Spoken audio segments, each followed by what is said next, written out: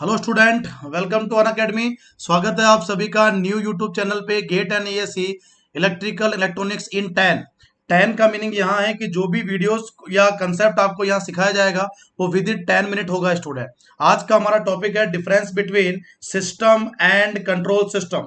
So control system की मैं बात करने वाला हूँ। इस प्लेलिस्ट में आपको डेली वीडियोस मिलते रहेंगे जो कि less than 10 minute time contain करेंगे। स्टूडेंट, आज हम बात करेंगे सिस्टम और कंट्रोल सिस्टम की। स्टार्ट करने से पहले मैं अपने आप के बारे में ब्रीफ कर दूं। I am Ankur Sharma, faculty for GATE and ASC, 9+ year having teaching experience, mentored more than 20,000 students, cracked gate exam multiple time, taken 50+ motivational seminar lectures and taught 200+ batches for gate and ESC। My dear student, अगर हम बात करते हैं system के बारे में, so anything which has ability to generate a output with respect to input will be represent as a system. वो सभी एक सिस्टम है जो इनपुट ले सकता है और प्रॉपर आउटपुट जनरेट कर सकता है, but the output should be in a proper way. There should be a proper way, there should be output और should be in organized way. Okay, so अगर मैं बोलूं सिस्टम का एक और definition, so system will be a meaningful interconnection of physical devices और component. System will be a meaningful interconnection of devices or physical devices or component that will provide the desired output by observing the input signal. So system will process the input signal and provide us the output signal, my dear student। अभी तक मैंने केवल system की बात किया है।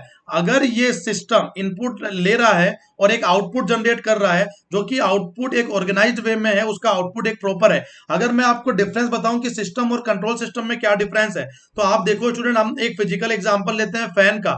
अगर आपने घर में फैन देखा है तो आप बोलेंगे कि सर ये फैन अगर ये एक फैन है, एक फैन विदाउट ब्लेड, अगर मैंने इसमें ब्लेड निकाल दिया, a fan without blade will not work as an system. अगर ये फैन है और फैन के अंदर मैं बोल रहा हूं without blade, so a fan without blade will be not working as an system because there is no air flow.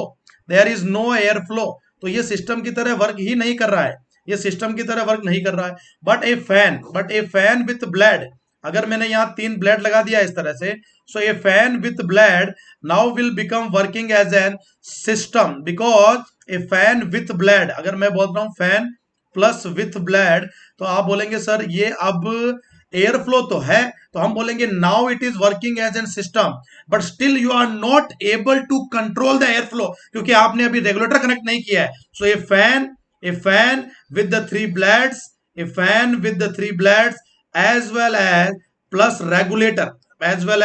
regulator will become your control system, because now you can manage the output according to your requirement. If you are able to modify the output according to your requirement, then the system will become control system।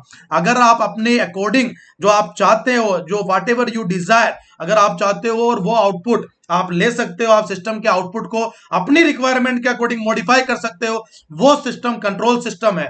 अगर एक normal input आ रहा है, output जा रहा है, आपको नहीं, output को आप कंट्रोल नहीं कर पा रहे, तो वो कंट्रोल सिस्टम नहीं। सो बेस्ट एग्जांपल हमने लिया, a fan with regulator will become only control system, but a fan only working as an system. तो सिस्टम के अंदर इनपुट है, आउटपुट है, system will process the input signal and provide us the output signal, but the thing is system के अंदर जो भी component है that all are connected in a meaningful order, उन सबका एक स्पेसिफिक टास्क है। यहां अगर ब्लेड लगाया है तो इनको भी हमने एक मिनिमम डिस्टेंस रख के लगाया है, so that proper air flow हो सके।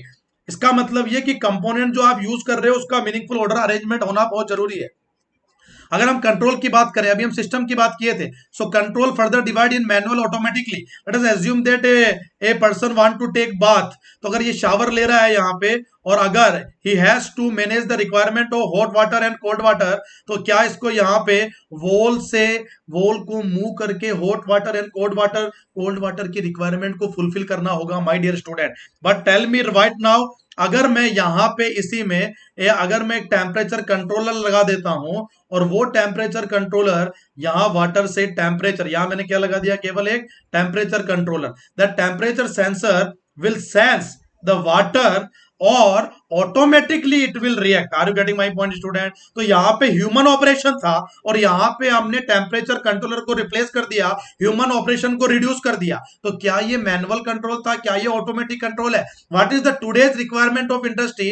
We want to design a system with automatic theory student, with automation. हम कंट्रोल थ्योरी में ह्यूमन ऑपरेशन को कम से कम इन्वॉल्व करना चाहते हैं। तो इसीलिए आज की रिक्वायरमेंट क्या है इंडस्ट्री का? This subject is intentionally mention for the EC electrical IN for GATE and ESC because this subject has direct relevance to the society, direct relevance to the industry. Whatever electronics gadget that you are used in the daily life must be controllable, because without control you are not able to get the desired output. अगर आप अपने fan को अपनी according, अपनी requirement के according उसका air flow control नहीं कर सकते तो वो सिस्टम कंट्रोल, वो फैन यूजलेस है आपके लिए। Are you getting my point? अगर मैं फर्दर और डीप में चला जाऊं तो फैन को एयर फ्लो को कंट्रोल करने के लिए मेरे को वहां जाके रेगुलेटर को घुमाना है, तो क्या ये ओपन लूप बन जाएगा? और अगर ऑटोमेटिकली वो एयर फ्लो को सेंस कर ले, just like that example is AC. अगर आप एसी में 22 सेट किए हो तो थोड़ी देर बाद अगर 22 सेट हो गया तो ऑटोमेटिकली आपका कंप्रेसर कंडेंसर बंद हो जाएगा, क्योंकि वहां फीडबैक लगा है